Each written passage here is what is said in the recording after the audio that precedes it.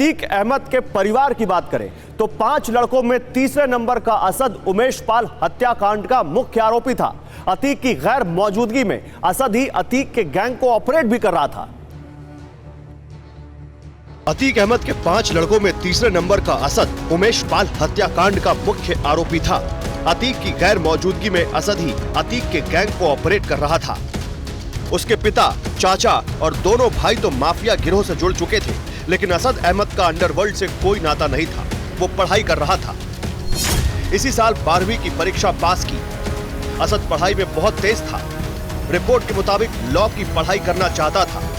Law की पढ़ाई के लिए विदेश जाना चाहता था। आपराधिक इतिहास के चलते असद का पासपोर्ट क्लियर नहीं हुआ।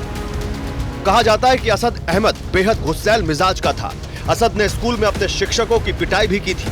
अतीक अहमद के तीसरे बेटे असद पर एक ही केस दर्ज था, उमेश पाल हत्याकांड का।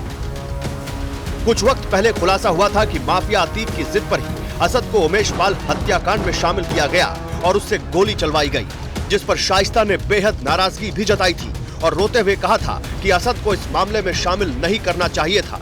लेकिन अतीक ने अपने बेटे को शेर बताते हुए कहा कि असद की वजह से 18 साल बाद वो चैन की नींद सोया है।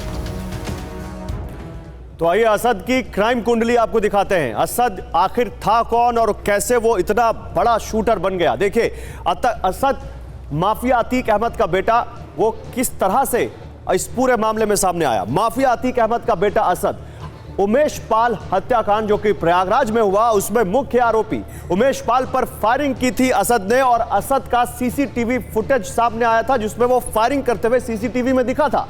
उमेश पाल हत्याकांड के बाद से ही वो फरार चल रहा था। अतीक का गैंग संभालता था असद अहमद और लखनऊ से गैंग चलाता था, ये जानकारी आ रही है। असद को अशरफ से ट्रेनिंग मिली थी जो अभी जेल में है और जिसको आपने देखा कि लगातार वो जब भी अतीक अहमद आता है उसकी भी पेशी होती है प्रयागराज में।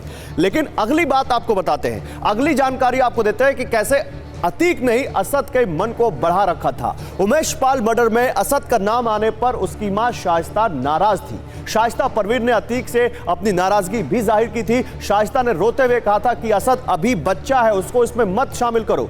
अतीक ने शाइस्ता को क्या कहा था?